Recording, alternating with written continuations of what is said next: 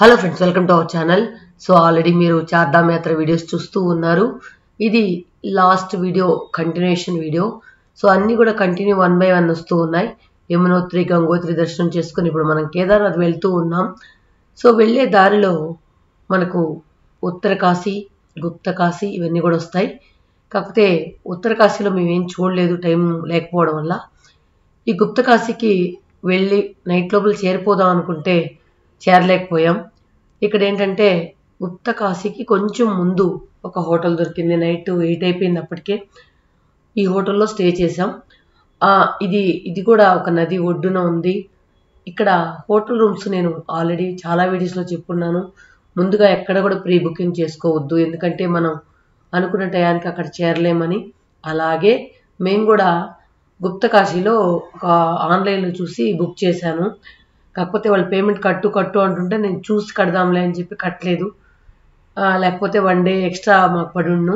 అందువల్ల మీరు ఎక్కడ కూడా బుకింగ్ చేసుకోవద్దు. ఎక్కడ వీలుంటే అక్కడ స్టే చేయొచ్చు.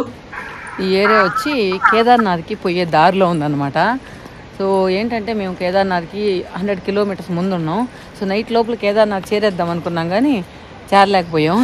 సో మొత్తానికి ఇక్కడ మనకు హోటల్స్ కూడా అంత బాగుండవు. ఇక్కడ ఉంది అనమాట, ఈ హోటల్లో ఉన్నాం. సో రూమ్స్ ఓకే, అంత ఇది కాదు కానీ ఒక రూమ్లోనే 10 బెడ్లు ఉండేటట్టు దొరికాయి అన్నమాట. సరే, సో బాగుండే ఏదో ఒకటి.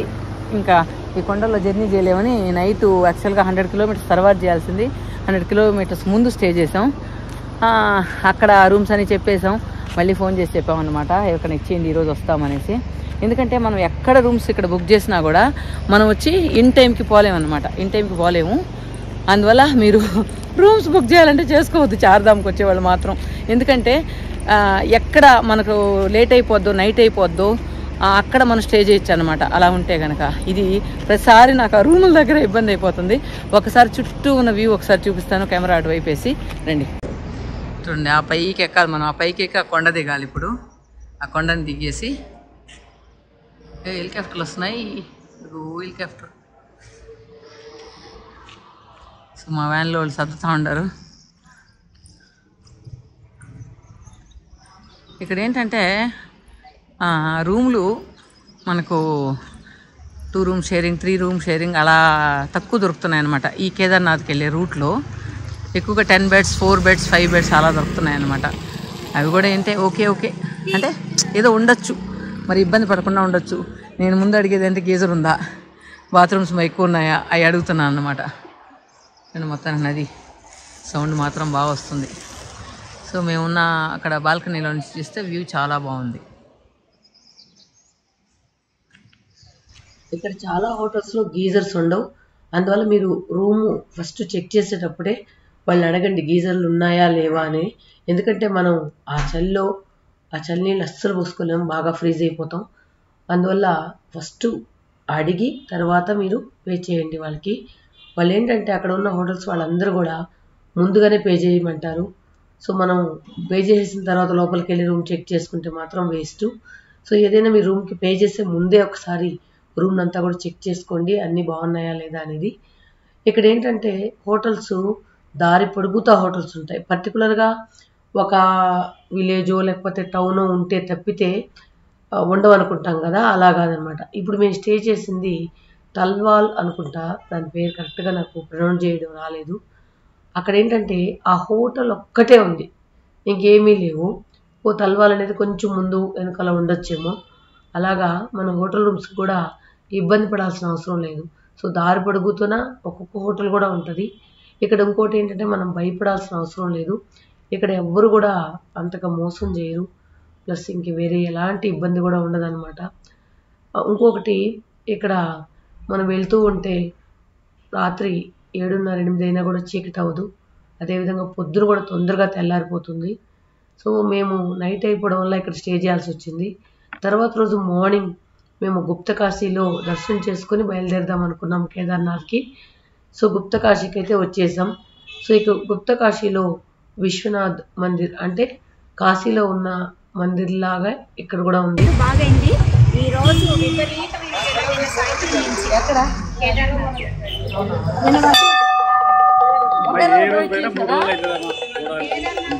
తిరిగి వచ్చేటప్పుడు 3 రోజులు వస్తారు. కొంచెం ఓపిక.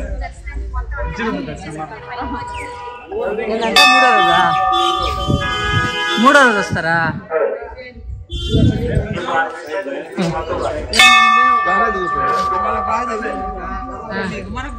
3 రోజులు అవుతుందా?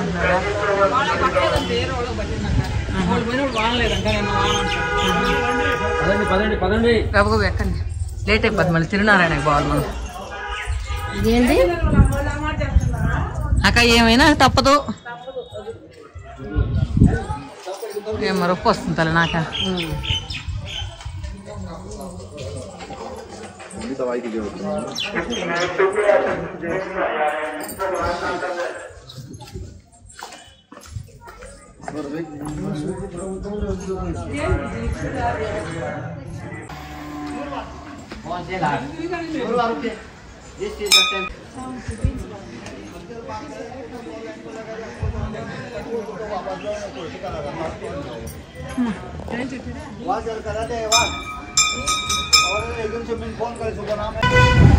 ఏడో వస్తున్నాయా వెహికల్సా?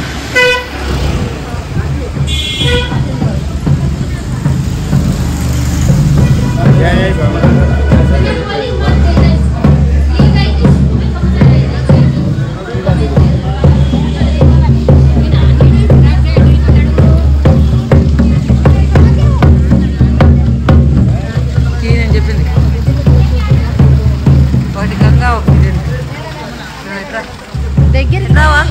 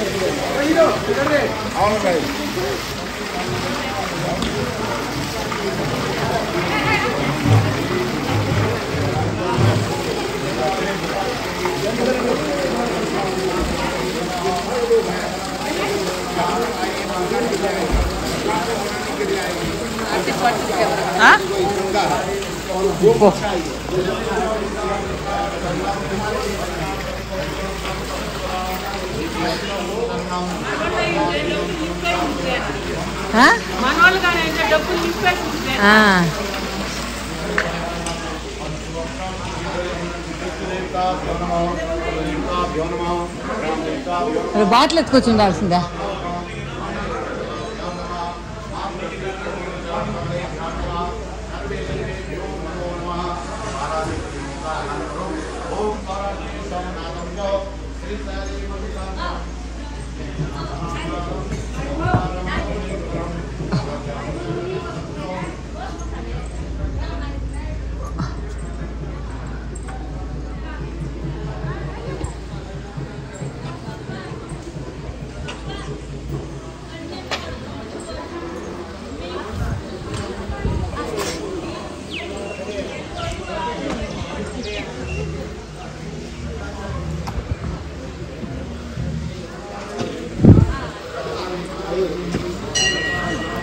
अंदर अलाउ कर रहा है, अंदर कैमरा अलाउ कर रहा है।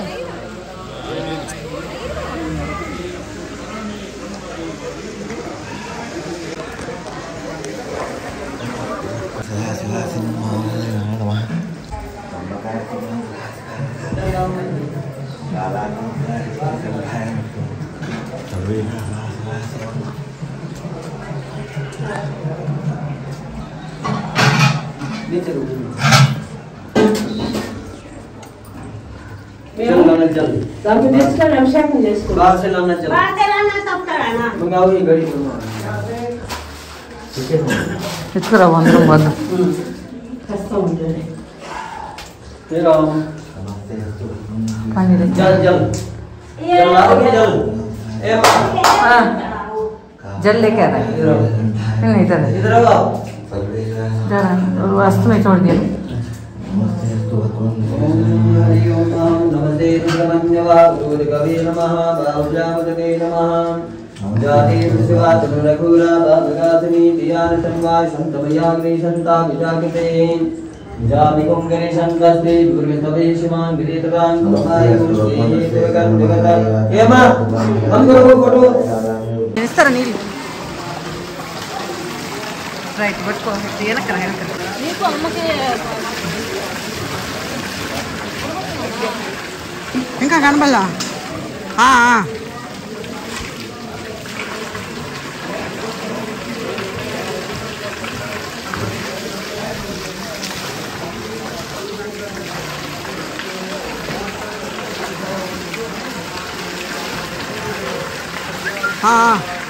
ఈ ఆలయ చరిత్ర ఏంటంటే భీష్ముడు శివుని కొలవడానికి వచ్చినప్పుడు అంటే శివుణ్ణి క్షమాభిక్ష అడగడానికి వచ్చినప్పుడు శివుడు పాండవులకు కనిపించకుండా పారిపోతూ ఇక్కడ దాక్కుంటాడు.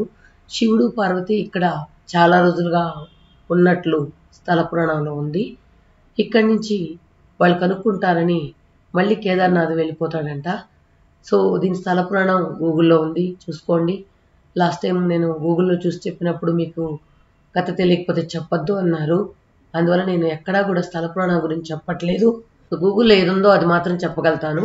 సో దానివల్ల నేను మిమ్మల్ని చదువుకోమంటున్నాను. దీని గురించి కావాలంటే ఇక్కడ నాకు తెలిసింది ఆ ఒక్కటే అన్నమాట. ఏంటంటే ఇక్కడ శివుడు పార్వతి నివాసం ఉన్నారని. ఇక్కడ మీరు ఏదైతే 2 నందుల నోట్లో నుంచి నీళ్ళు వస్తున్నాయో, ఒకటైతే గంగా నది, ఒకటి యమునా నదిని అక్కడ ఉన్న వాళ్ళు చెప్పారు. ఇక్కడ ఏంటంటే లోపల శివలింగం నార్మల్గా మనకు రౌండ్గా పొడుగ్గా ఉంటుంది కదా, ఇక్కడ మాత్రం కొంచెం ట్రయాంగిల్ షేప్లో ఉంటుంది అనమాట. లోపల మనం శివుణ్ణి అభిషేకం చేసేదానికి ఆస్కారం ఉంది ఇక్కడ. సో మనం బయట ఈ 2 నదుల్లో నుంచి నీళ్లు తీసుకెళ్ళి శివుణ్ణి అభిషేకం చేయొచ్చు. ఆ తర్వాత ఏంటంటే ఆ శివుణ్ణి మనం స్పర్శ దర్శనం లాగా చేసుకోవచ్చు. సో నేను అభిషేకం చేస్తున్నప్పుడు ఆ శివుణ్ణి తాకితే ఒక జిల్లుగా కరెంట్ షాక్ కొట్టినట్టు సంకల్లో వరకు కొడుతుంది అనమాట. మరి అక్కడ ఏదైతే ఉందో దేవుడు, అది ఆ రాయిలో ఉన్న మహత్యం కావచ్చు, లేదా అక్కడ ఉన్న వెదర్కి కావచ్చు, నాకైతే తెలియదు. సో మొత్తానికి జిల్లుగా కరెంట్ షాక్ కొట్టినట్టు కొట్టిందనమాట. తర్వాత ఏంటంటే ఈ గుప్త కాశీ ఈ టెంపుల్కి వచ్చే దారంతా కూడా కొంచెం ఎక్కాలంటే ఆయాసంగా ఉంటుంది. సో అమ్మ ఎలా వస్తుందో అనుకుంటూ వచ్చాను. రామ్మ నేను చిన్నగా తీసుకెళ్తానంటే, వద్దు మీరు వెళ్ళండి, మీరు దర్శనం చేసుకొని నేను చిన్నగా నడిచొస్తాననింది. తర్వాత ఒక మెట్టు మీద కూర్చొని ఇంకెళ్ళలేమని అక్కడే కూర్చుందంట. మళ్ళీ మనసు లాగిందంటే వెళ్దామని. సో అలాగే వచ్చేసారు. వచ్చేసిన తర్వాత నేను అదే ఒకసారి అభిషేకం చేసుకోమని చెప్పి అమ్మని ఆ 2 నదుల నీళ్ళు కూడా ఎత్తించల్లుకోమని చెప్పాను. ఆ విజువల్స్ మీరు ఇప్పుడు చూస్తున్నారు. తర్వాత ఈ గుడిని నాకెందుకో మిస్ అవుతామేమో అని అనిపించి ఫీల్ అయ్యాను. కానీ ఎలాగోలా ఈ దర్శనం మాత్రం చేసుకున్నాము. అర్ధనారీశ్వరి టెంపుల్ మాత్రం చేసుకోలేకపోయాము. అది కొంచెం కొరతగానే ఉంది. మొత్తానికి నేను కొన్ని విజువల్స్ అలా సౌండ్ అలానే ఉంచేశాను.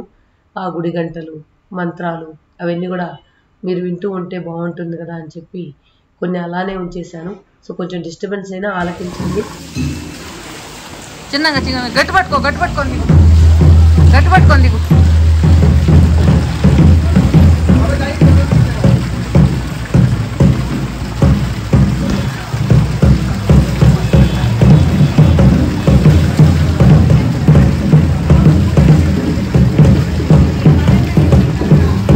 ఆ పక్క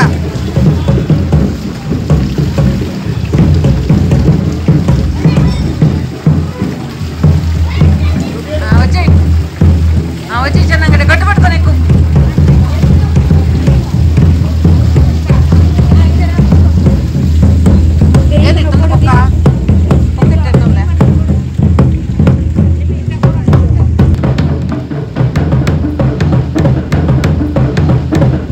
దగ్గర అందరం ఫొటోస్ తీసుకున్నాం.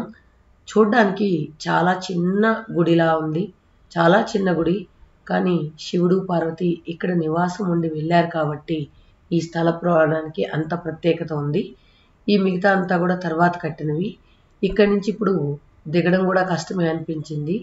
కానీ ఈజీగా ఉన్నట్టు అనిపిస్తుంది, కానీ ఎక్కడం కానీ దిగడం కానీ కష్టంగానే ఉంది. ఇక్కడ వేరే దారి ఏదో ఉందంట, వెహికల్స్ వస్తూ ఉన్నాయి. ఆ దారి మాకు తెలియలేదు, అందువల్ల స్టెప్స్ ద్వారానే వెళ్ళాం. తర్వాత ఈ గుప్తకాశీ నుంచి మేము శివుడు పార్వతి కళ్యాణం జరిగిన తిరునారాయణ టెంపుల్కి వెళ్ళాలనుకున్నాం. సో ఇక్కడి నుంచి బయలుదేరాం. సో మొత్తానికి వ్యాన్ పార్కింగ్లో నుంచి మనం వ్యూ చూసినట్లయితే ఈ గుప్తకాశీ ఇలా ఉందన్నమాట.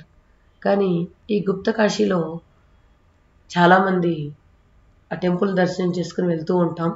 చూడండి, వీళ్ళు ఈ కృష్ణుని ఎత్తుకొని తీసుకెళ్తూ ఉంది కదా, ఈవిడ ఢిల్లీ నుంచి కేదార్నాథ్ వరకు నడిచి వస్తుందంట.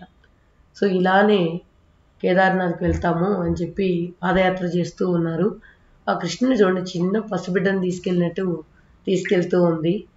ఒక వారం అయిందంట వాళ్ళు స్టార్ట్ అయ్యి. సో వారానికి ఇంత దూరం వచ్చారా అని అనిపించింది. కానీ ఒక్కొక్కసారి ట్రాఫిక్ జామ్లో చూసినట్లయితే ఇదే బెటర్ ఏమో అని అనిపిస్తుంది.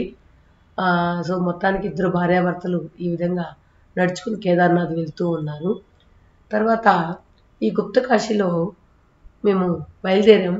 కానీ బయలుదేరిన వేళ విశేషం ఏంటో బాగాలేదేమో, మళ్ళీ ఆ వ్యాన్ కొంచెం లీక్ అయ్యి మళ్ళీ మేము చాలా ఒక 40 కిలోమీటర్స్ ముందుకెళ్ళి మళ్ళీ వెనక్కి వచ్చాము. ఇక్కడ గుప్తకాశీలో నిద్ర చేసే భాగ్యం అయితే మాకు దక్కింది. So next video